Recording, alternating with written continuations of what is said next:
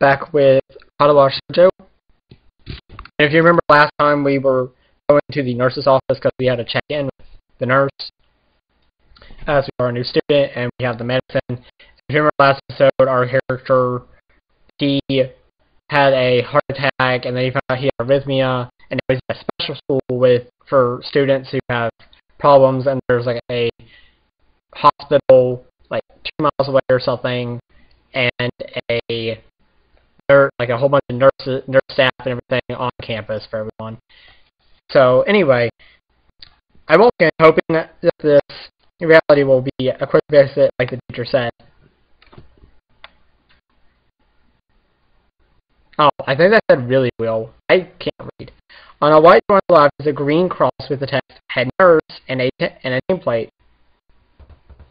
A voice from the inside responds to my knock almost immediately, but I can't quite make it out.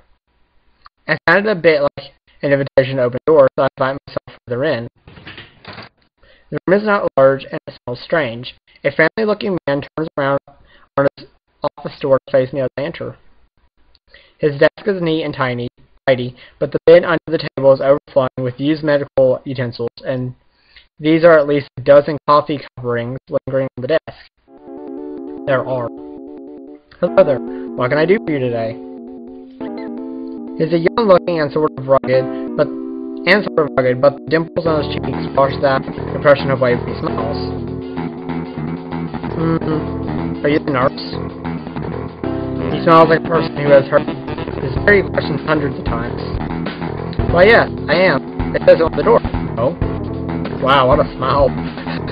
That's a really creepy smile.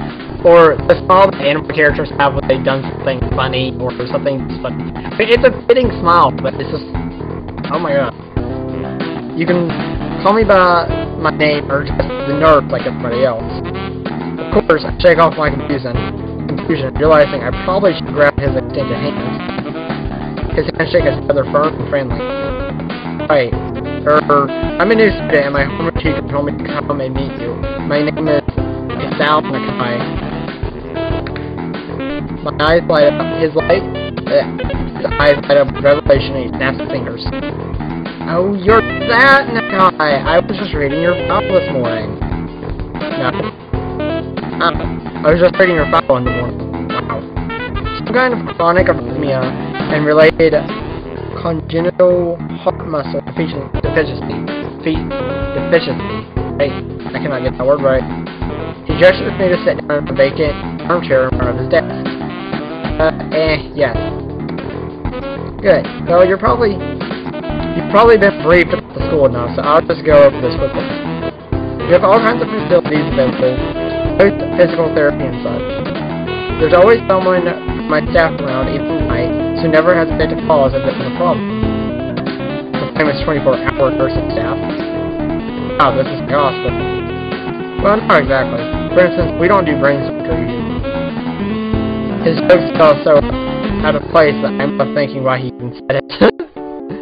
Yeah. Just that it's really weird to have so many medical people at school. I'll get used to it. I'm not so sure about myself, but I don't want the nurse to know it. Now, let me find the file again. While he searches for something from his computer and shuffles a stack of papers around, I let my gaze wander around the room. It's patterned generic, I like to say. Beige walls and ceiling, dark gray, laminate flooring, and all the equipment you would expect from a school nurse's office. Even the ridiculous education posters hanging up on four walls remind me to read properly 3 times a day and from all the groups. Smiling, the nurse calls a thick smile from the staff. Similarly. God, I can't read. The file isn't open. So, you already have medication for arrhythmia. Just remember to take the pills every morning and evening, or it won't be much help. Apart from that, do you do any sports? Rash stuff like, I don't know, boxing? He grins through his own jokes, I don't. And, well, I play soccer occasionally with some classmates. Alright, I'm afraid I'm going to have to recommend you refrain from doing that, at least for the time being. Oh. My lack of reaction makes him raise an eyebrow, but really, I'm not too bothered by him permitting me to kick a ball. I Guess I never did it out of burning passion for the sport. Just have something to do. Any kind of concussion might be very dangerous to your car, and risking another attack is not a good idea. With the previous one caused by a sudden concussion to the chest area, there is no mention of the cause in your paper.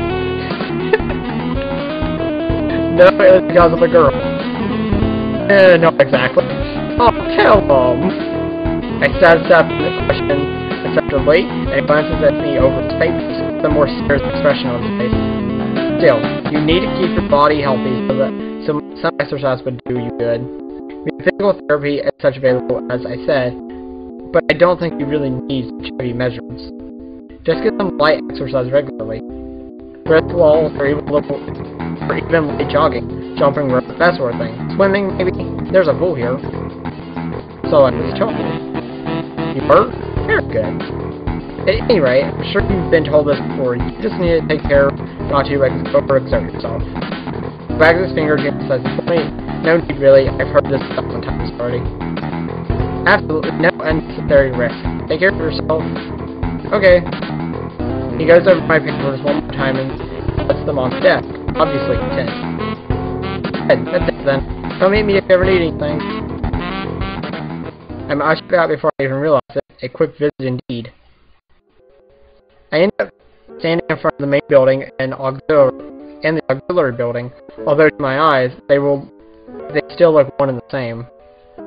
It's the first real look to get at other students. I watch people coming out of the school, going towards the gate or the dorms. Everyone seems to know where they're going. I still keep thinking that most of them don't look too special for being students at a special school. Then again, neither do I. Does this mean one of them? One of us? I should go somewhere too, to prevent me from getting lost. It's around dinner time, but I felt tired instead of hungry. The weirdness in me only grows as I approach towards the dorms. My finger slipped. I think it's set a little bit away from another building or something. I'm so... wait.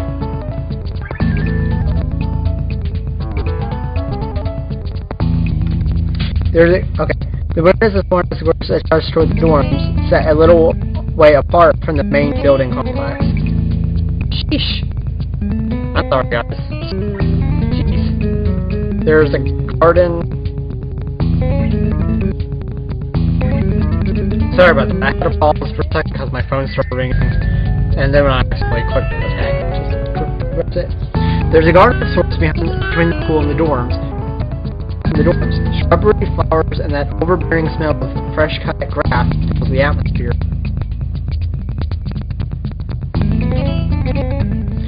It dawns on my tired mind that the smell feels novel because I haven't been outside for so long. Oh god, I've been outside at all for so long. The dorm building is big and made of red brick, like the others. It feels way too promise for what it is, so I pushed for going inside. I took more time than necessary to fish out the key I was given from my pocket. Room 119. Despite the ornate exterior, the inside of the dorm is fairly new, functional, and boring. Just like in the main building, the halls and doors are wide to accommodate wheelchairs, same goes for the elevators at the end of the hallways. I poke my head around the corner of the common room door. Inside, a few students are watching the television. One nods and gives a quick hello before he grabs the DVD. Seems that only the girls around her are sociable, so that's perfectly fine with me. I climb the stairs to the upper floor. Here, small quarters branch off from the main building. Each of these minor halls seems to have a toilet and a shower, as well as four rooms. About halfway down the hall, I start room 119. The same lights on the rooms adjacent of mine are blank. I guess there are just two of us here. Light shines from below the door of room 117, so I knock lightly. Hello, is anyone home?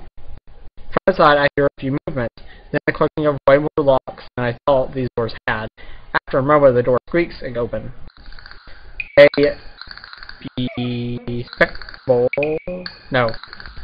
bespectacled boy is standing in the doorway. He's looking at me very intently through his extremely extremely thick eyeglasses. Who is blind? No, at least not completely. Why would he have glasses if he was? He leans closer to me until our noses are almost touching. His breath sinks slowly. I sound like hi. I'm moving into the next room. I thought I should introduce my... His face suddenly brightens in realization. He stands up, back straight, thrusting his hands up on his smiling greeting. Almost reached my diaphragm. Oh, what's up, dude? It's Kenji. Ah, hi. I take Kenji's sweaty hand and shake it.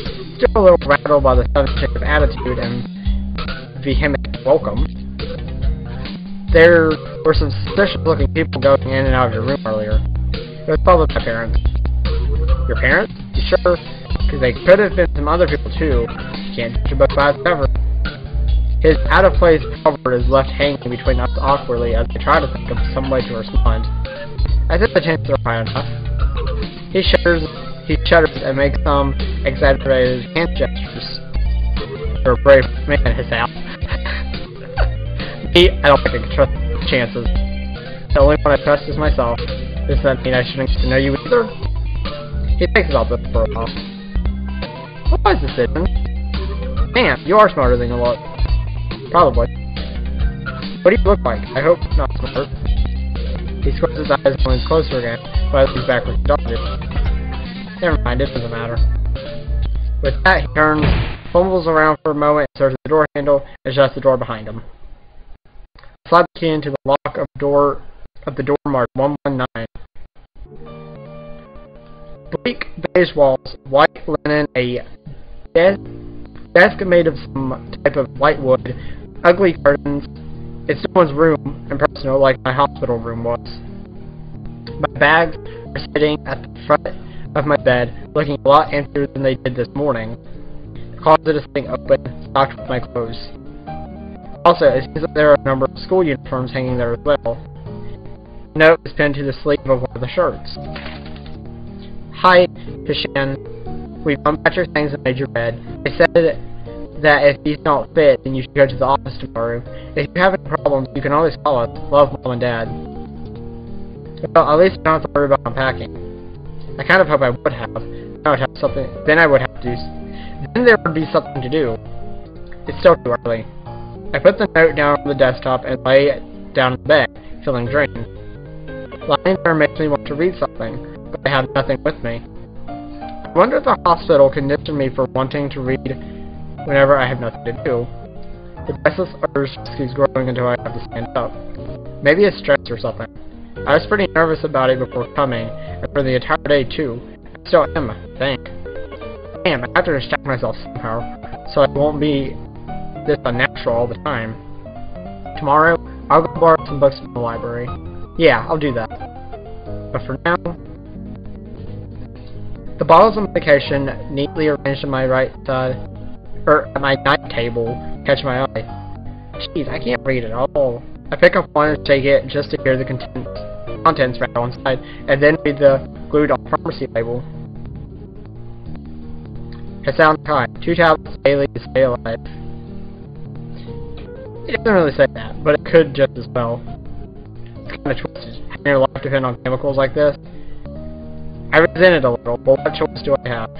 With a sigh, I begin my new daily ritual of taking the right number of pills from each bottle, being careful to check the correct dosages. I lie down again, feeling hollow and uncertain, and after that I keep staring at the blank, unfamiliar ceiling for a long time.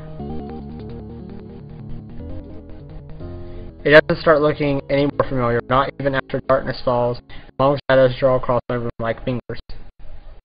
The sheets feel slightly more comfortable, warm and nest-like against the chill that passes for room temperature here. Seeing the lighter shade of darkness that is the ceiling looks like every feeling does at night and becomes the only thing I recognize anymore. The night beckons me to sleep, and I feel the coldness of unfamiliarity and fear creeping up my spines once again. My spines, yes, 2 spines, yes. Boy. I keep drifting farther away from the world I knew.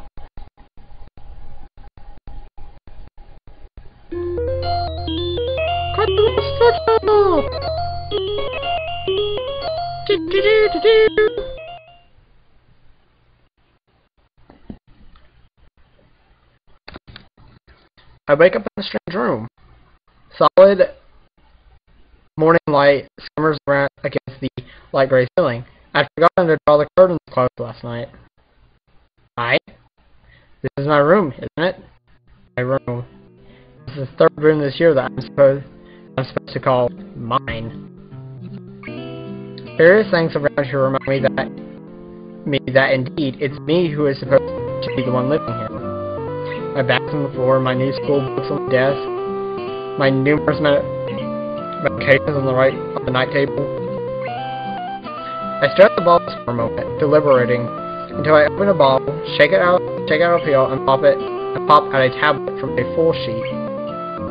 I down them with a chaser of water without thinking about the chemistry. My uniforms are in the closet. I think out from under the sheet and stretch my back before dressing up. Putting on a new school uniform feels like dressing in someone else's clothes. The artificial smell of generic detergent invades my nose, but the feeling of fresh cloth against my back is a good one, a natural one. It feels like a school uniform, as it should. It's not much different from what I used to wear before. I guess for other things too. So far, this place seems more or less like a normal school, except for the people. I think back to my talk with Kenji yesterday. Misha's constant laughter, and Shizune's sweeping sign language gestures. Well, I've only met 3 students so far. Maybe they aren't that normal, but I'm sure others are. Perhaps people like them are what passes for normal around here. Yeah, just pass for normal around here. What do people do? I don't see a lot of kids hanging around after classes yesterday, so maybe there are clubs, so I wonder if I should join one. All through class, the question remains in my mind, so I decided to ask Shizune about it when we split into groups. After all, she did say if I had anything I want to know, I should ask her. She crosses her arms and gestures very slowly to Misha, who looks more preoccupied with trying to grind their eraser of her pencil down until the top is perfect and evenly fat. Misha, you're supposed to be translating this stuff. Haha, sorry, Shikan. Is there something you wanted from me? Oh, I see. That's a good question, Shikan. My first thought is that Misha doesn't know, which is worrying. Maybe I'm being too negative. Well, anyway, Misha, please don't prove me right. Oh, that's right. Everyone is encouraged to join a club. A lot of people do so because there isn't anything else to do. There are also school events, like the festival coming up in a few days.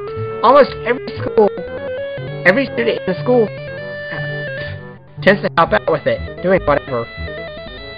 So, you actually chance for and busy time. Maybe you can help out too. Sure. What's the festival about? Misha freezes. Well, I don't know, Hikan. Truth is, that's a local bit, and I'm not from the area, so... She starts signing desperately to Shizune, asking her to bail her out. Shizune adjusts her glasses at the end of her oddly grandiose floors and starts signing hard and heavy. Huh? How? Who cares? Misha puffs out her chest as she smiles. Shizune's birds out. Misha puffs all out her chest as she shouts Shizune's words out of me with a disproportionate amount of pride. How's it? Too loud. I can see heads turning to look in our direction. Not so loud. Human beings evolve from each new generation. The ideas and beliefs behind the festival will inevitably change with time. Now, it's about delicious fried food and amusing little games that you play to win prizes. Ha ha ha ha. The teacher closes the book very loudly, batting his long wooden pointer against his other palm like a baton. He shoots the point and gives it us. Finally noticing where we are, Misha shoots a yelp and quickly quiets down. Shizune doesn't seem embarrassed at all, though, brushing it off without a care. We are in the middle of class, so we should start working. That's right, Shikan. What? That's right, Hichan. Are you asking me because you're interested in joining a club? It could have been my eyes playing tricks on me, but I think I saw a suspicious glance exchange between them. Misha's tone also has changed. Although it does that every other word anyway. It really does.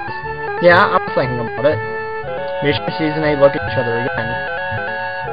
I'm about to ask what they have in mind when something dark flutters in my peripheral vision, catching my attention.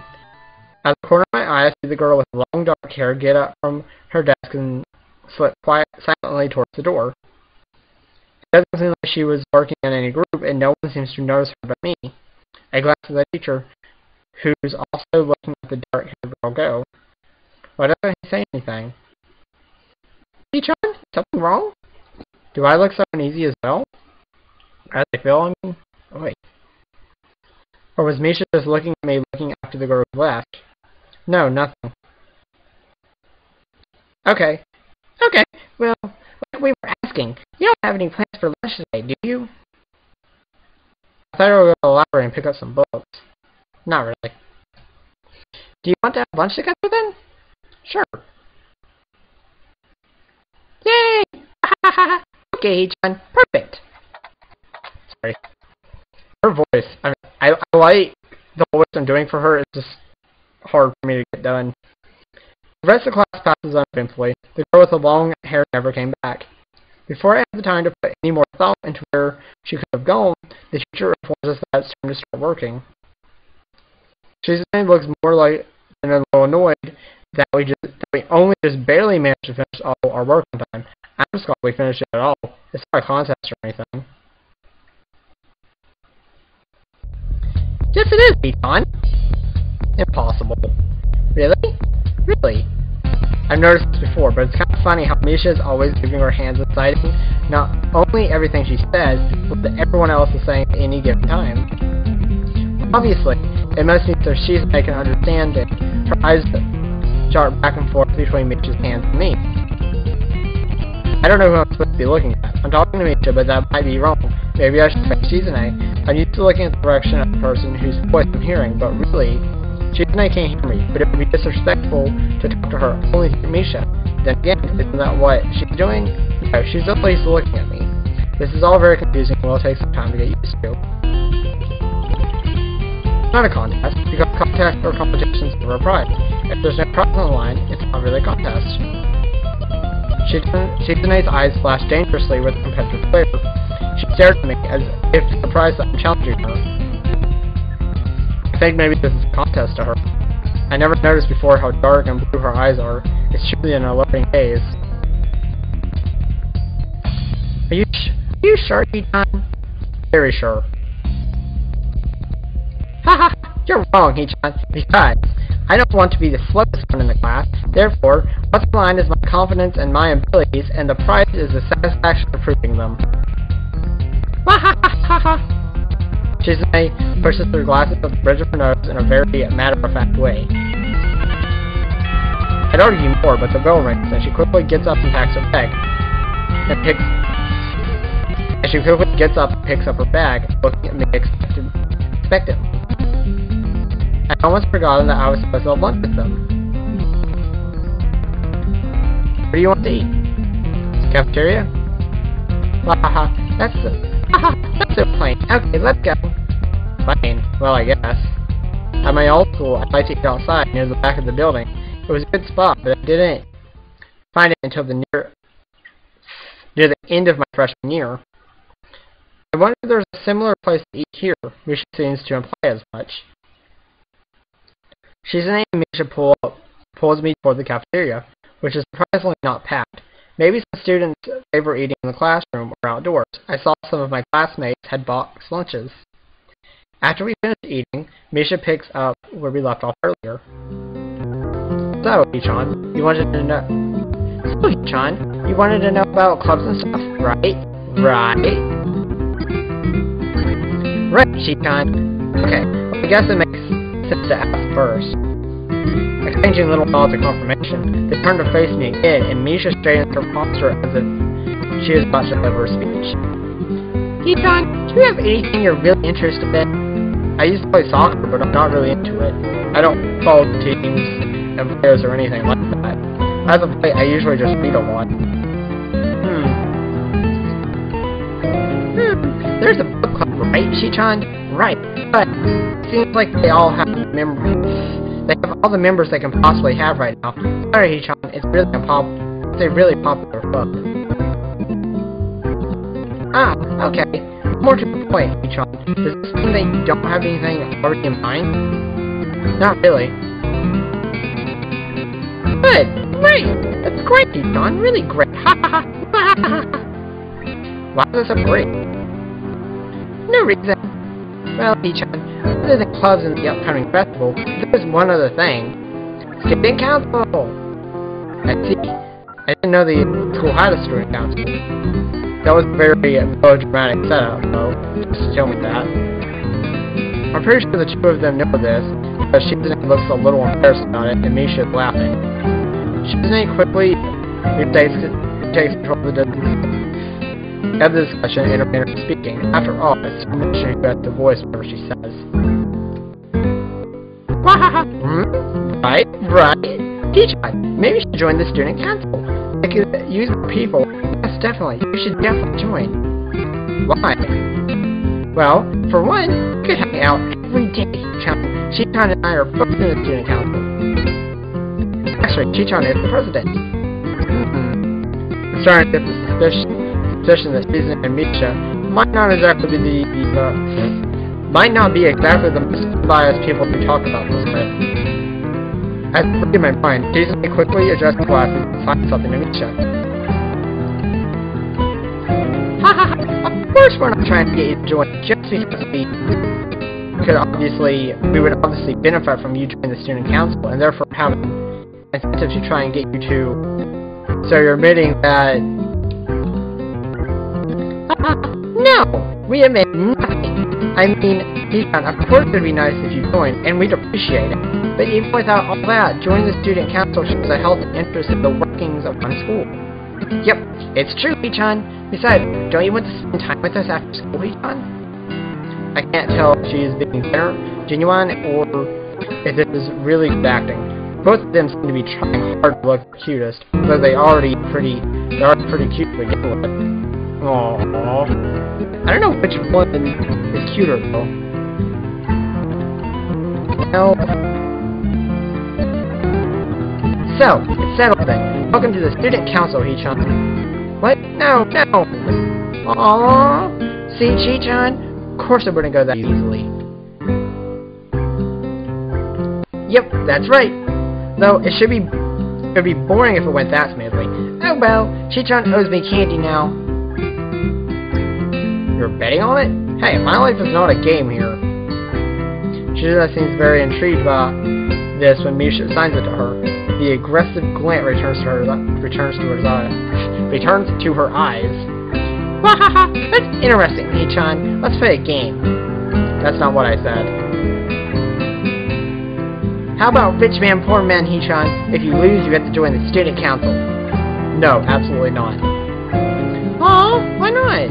Well, because you two both have the same incentives, and therefore the same goal, which is to get me to join the student council, right? Yep. Yeah, that isn't my goal. But what this means is that both of you can team up, and I'll be at a clear disadvantage, so I have to decline. Shichan, I'm very offended. Are you saying you don't trust us, and that we could pull something so disingenuous? That makes me sad. Sorry? It's hard to tell where Shizune's influence ends and Misha's faults begin. I know, right?